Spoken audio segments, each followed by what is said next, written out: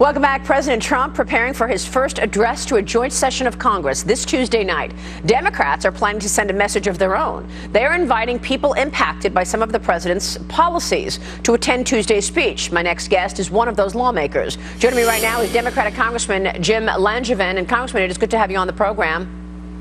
Good morning, Maria. It's great to be with you. You are a member of the House Armed Services Committee, and you have decided to bring a guest to the speech on Tuesday night, correct? That's right, both Armed Services Committee and the Homeland Security Committee. So I certainly understand security issues.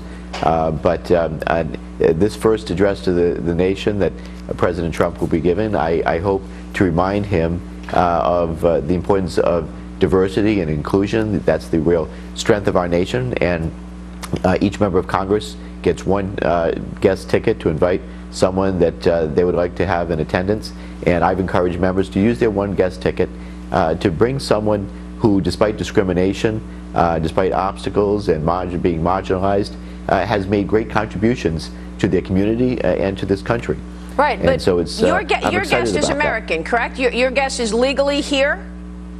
That's right. He's a Muslim American, emergency room doctor from Pakistan, and he's also been very involved with bringing together interfaith groups to promote inclusion, because that really, again, is the strength of our country. But I don't understand, because the president is trying to target illegal people and criminals here in the country. I mean, the guest that you're bringing is legal, and he is American. He's a Muslim American. The president is trying to go over people illegally who are deemed dangerous and have had criminal activity. Do you not support that?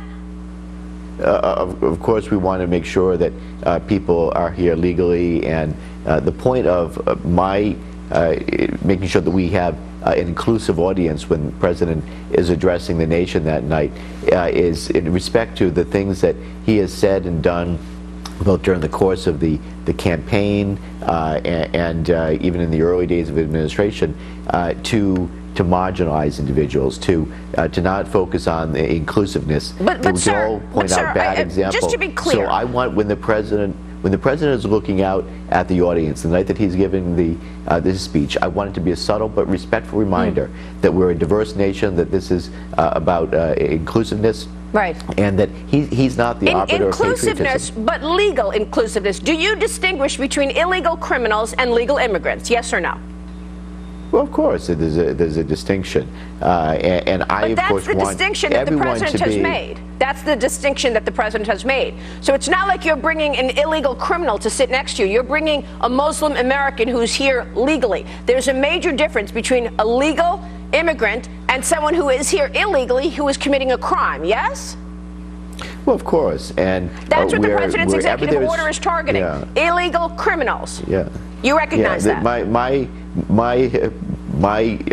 bringing a guest, encouraging members to bring diverse guests to this, it has nothing to do with the. But this is not about diversity. This is about criminality. It's not diversity. It's criminality.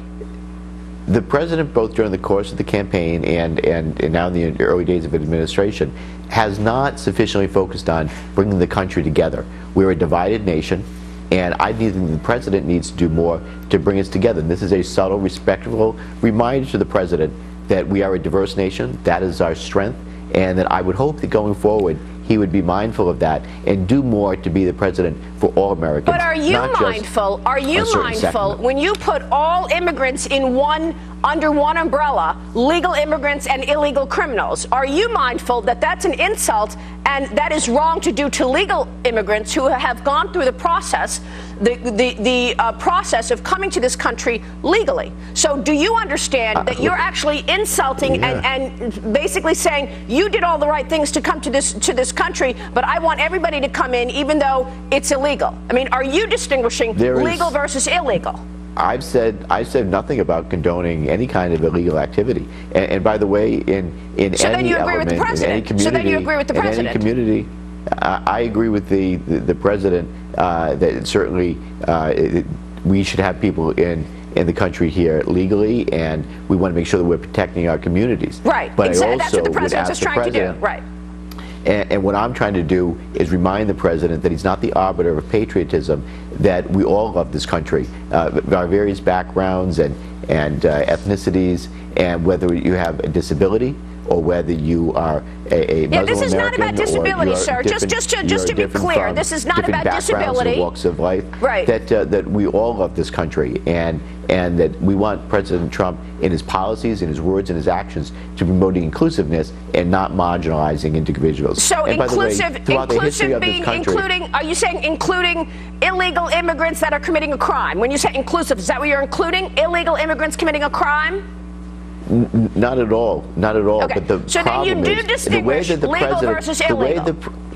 Maria, the way that the president has gone about conducting himself, both in his words and his actions, has been very disrespectful to various groups around the country. And instead of promoting inclusiveness, he's trying to denigrate groups and marginalize groups, and that But sir, aren't you doing the same? Aren't you doing that right now? Aren't you doing that right now by being offensive to those immigrants who have come to this country legally, that have gone through the process of coming to this country legally, who are leading lives that are honest and not committing a crime, versus illegal immigrants who have come to this country illegally and who are committing crimes? Aren't you being offensive right now by your inclusiveness and disability comments by saying everybody should come, not just those people who've done it legally?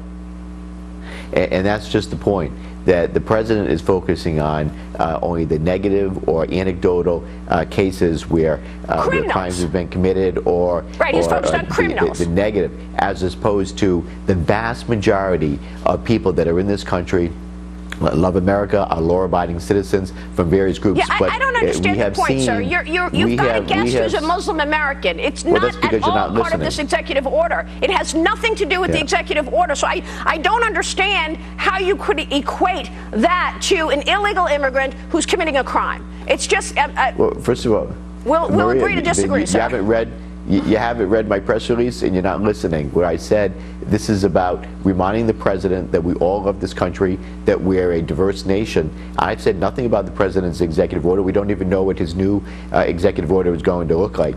My point is that both in the campaign, the president's words and actions, that the way he denigrated people with disabilities. Sir. We're and by the way, I'm someone. Campaign is over. He won. Well, even his inaugural address was a missed opportunity to talk to the vast majority of the country to try to bring us together. Instead, he was talking to his base, and that was a disappointment. Okay. I'm hoping that in the President's State of the Union address to the nation, his first one, that he's doing things and saying things that brings the country together, because I believe our strength is in our diversity. Absolutely. That we agree on. Sir, good to have you on the program this morning. We appreciate your time. Thanks so much.